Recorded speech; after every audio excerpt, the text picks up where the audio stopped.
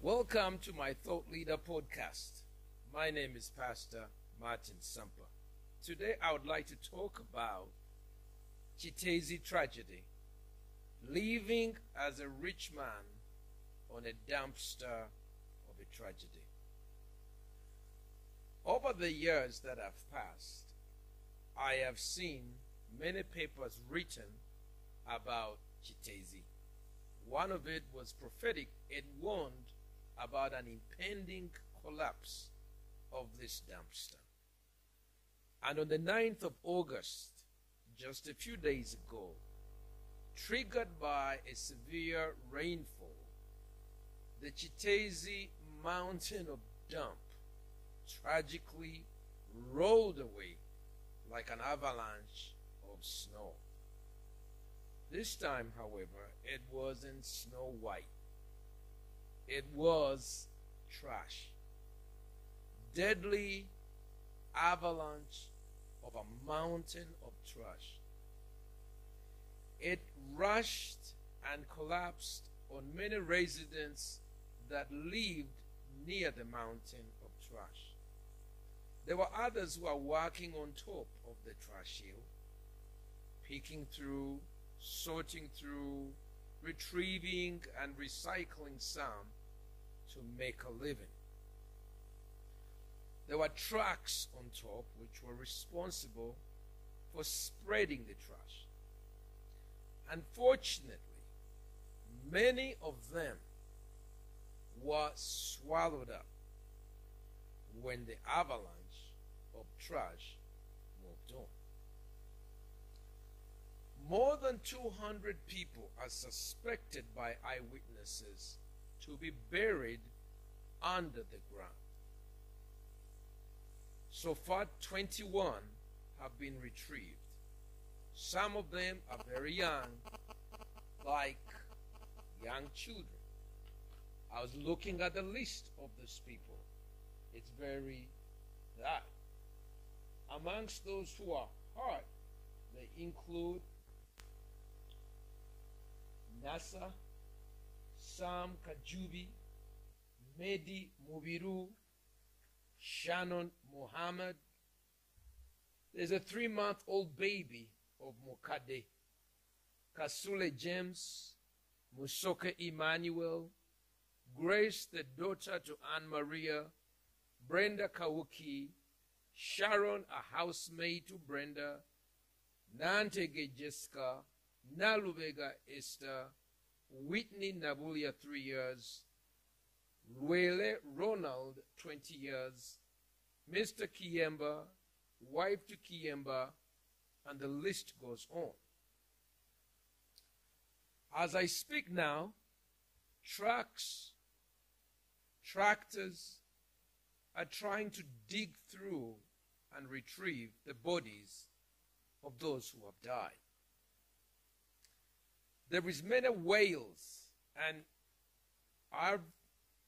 if you're like me, you have watched the tears of many mothers, grandmothers, fathers mourning the death of their people. As usual, politicians often seek to politicize whenever anything happens. First on the ground were the opposition politicians who are seeking to find a way to blame the government for the tragedy. The politicians in government have sought to maybe damage control, but also bring help to those who have died and those who are living. The president of the country, President Museveni, sent the Deputy Inspector General of Government to investigate. Question: why did these people make home on this dangerous dumpster? Why did people build their homes next to the mountain of this dumpster? Now, Kiteezi was built in 1994. It's about 30 acres, and it serves 1.8 million people of Kampala City in all its divisions. Every day, about 5,000 tons of dumps of waste is dumped in this place.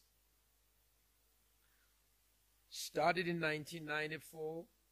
It's now 30 years later. This is 2024. Many bells and warnings were given that it's no longer a good thing to dump in this small, limited place. Because there's no burning.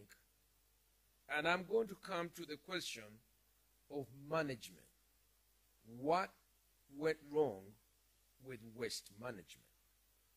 We don't often talk about waste dumping. We don't talk about waste control. But the subject at hand is waste management. And if the Deputy Inspector General is going to make a report to the President, she's going to talk about what went wrong in the management of the waste. I'm going to ask the question, maybe bring some thoughts as to why do we live in a dumpster? Why would people live, as the President said, in a place where the effluent of this garbage is not only toxic, but it's dangerous, littered with bacteria which can cause infections? Why would people decide that they would live by picking through this waste with open hands, without gloves, without masks, without eye covers, or any protective gear? But this is what they have been doing. I'm also going to ask questions about the lack of foresight in planning for another site for the city dumping. Now, recently I went to my well, or the well where we fetch water in my village of Jungo. And while I was there checking on this very green water, good water, which is very fresh, I noticed that in that forest next to it, someone had just dumped a truck full of waste. Polythene bags, used materials, peels, kids' diapers, lots of packets of waraji, and I felt so bad. Why anyone would dump all this waste inside a very green zone? I concluded that there is something fundamentally wrong with us as a people. So in beginning to ask the question, what went wrong?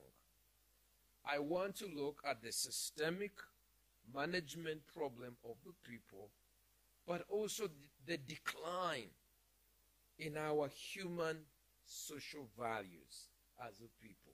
We have become used to dumping. We dump. We throw polythene bags. And when we travel to other countries like Rwanda, Tanzania, or Europe and the United States, we recognize that dumping is a crime and the cities are actually clean. We used to do that as part of our culture. In fact, we used to have a day called Bulungi Bwansi, which means the beauty and the glory of the earth or the country. Now, coming back to what went wrong is every day tons of waste is dumped in a very narrow place. There's no way to go. So it just keeps piling up. It keeps piling up. They bring a tractor to try and spread it out. But over the years, the dump has grown into a Mount Elgon or Kilimanjaro or an Everest of waste. So it's been structurally dangerous. Anybody who goes up there would recognize that you are on a mountain that any time will give way. Now, yesterday, some gossipers of Radio Katwe said that some Chinese came and inserted explosives inside the dump, and that's what caused the explosion of the avalanche. Now, I want to say, please don't blame Chinese. I know that sometimes Chinese may have their own problems. But this time, this was not a Chinese problem. This was a Ugandan problem.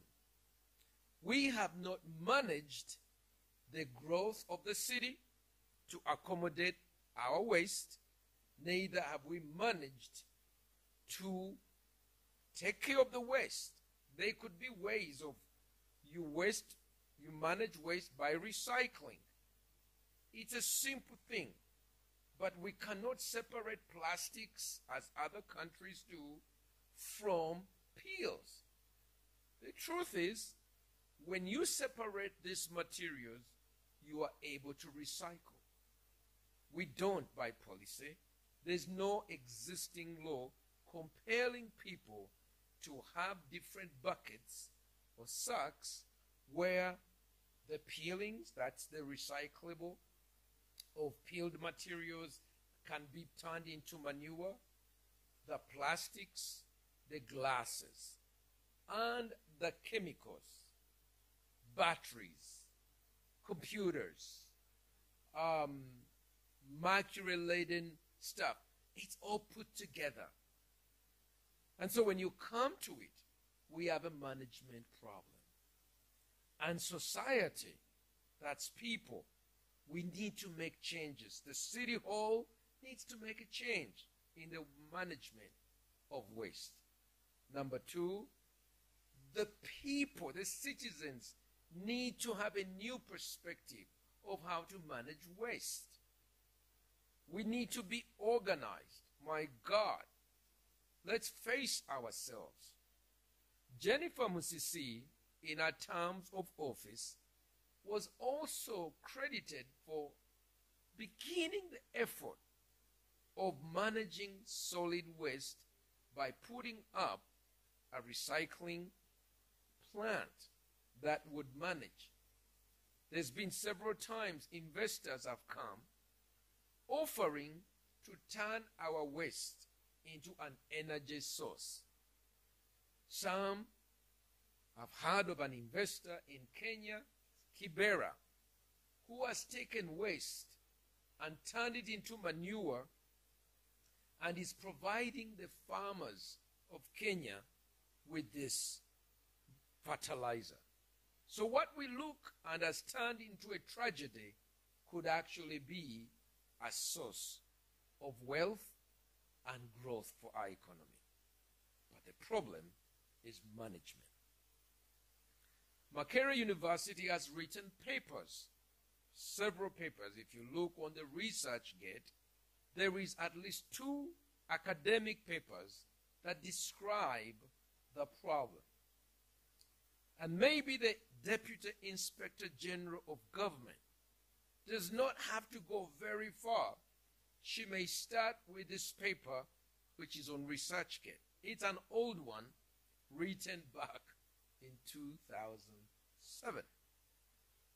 Imagine, 2007, 2010. That's 14 years ago. Technical information often remains in the corridors of lectures and classrooms.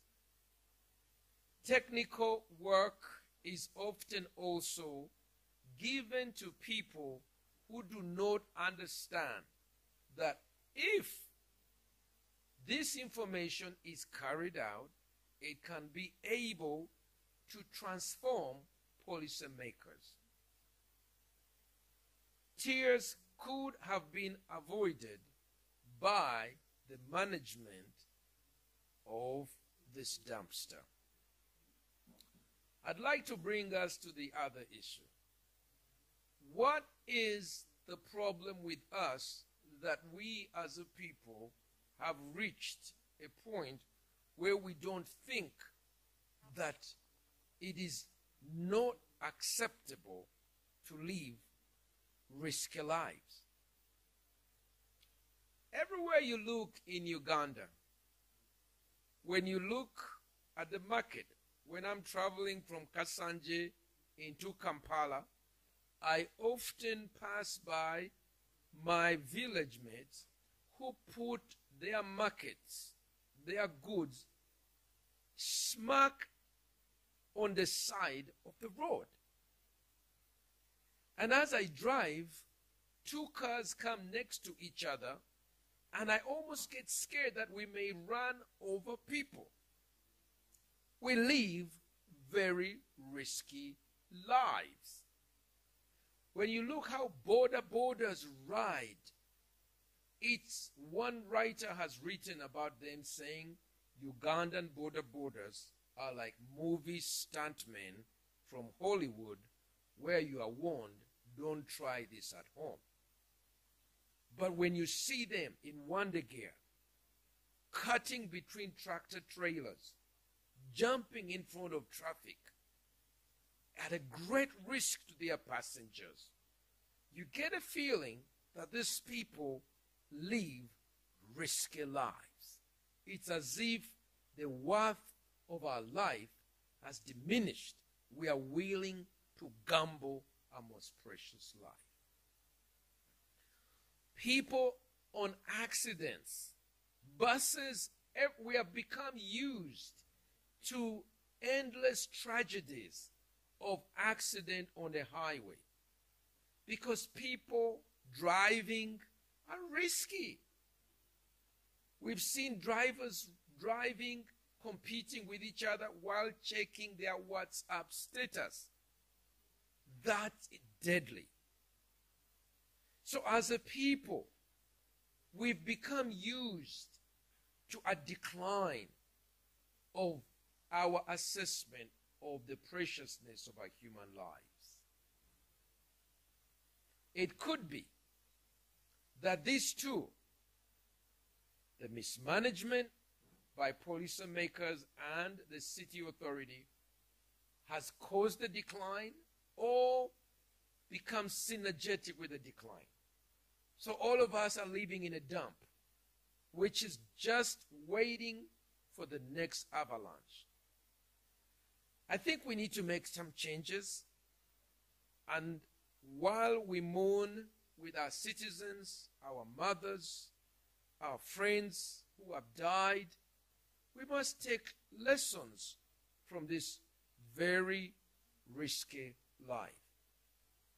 Maybe we need to close down Kampala city and open a new city.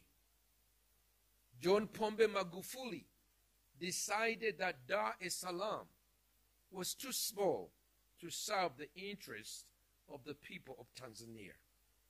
And so he spread out and started to finish an incomplete project of the city of Dodoma, serving the people from the heart of Tanzania. To achieve that, he built now one of the great things about Tanzania, the electric train. We need to quickly build an electric train or an SGL train to the new city that we are going to have. Kampala has become too small for us. Even the city council cannot afford to buy land for a dumpster. What are we going to do? Dump it into Lake Victoria or take it to the airport? We can't. And as Kiteezi is closed today, I just seen trucks taking the waste towards Entebbe Airport. That's quite embarrassing. I think the writing is on the wall. Kampala is too small. We can no longer live in this city. We are in pollution. In some ways, we are living in a dumpster. Is it not true that all around Kiteezi, the property prices have declined? Is it not true that the population around Kiteezi is surrounded by flies that come from the dumpster? Is it not true that there's such a bad smell that comes? Is it not true that the trucks that bring this waste keep dumping the liquids on the road, giving even more evidence that it's all over the place? Flies, bad smell. I think it's time for us to leave Kampala and move to another place where we can build not only maybe one city, but more cities. Back in 2010, my wife and I moved out of Kampala because it was too congested and too noisy. We went out and built our home in Jungo Kasanje. The roads were bad, but it was green. And we have been able to enjoy the green life away from the dumpsters in the middle of Kampala and the never-ending noise polluting our homes.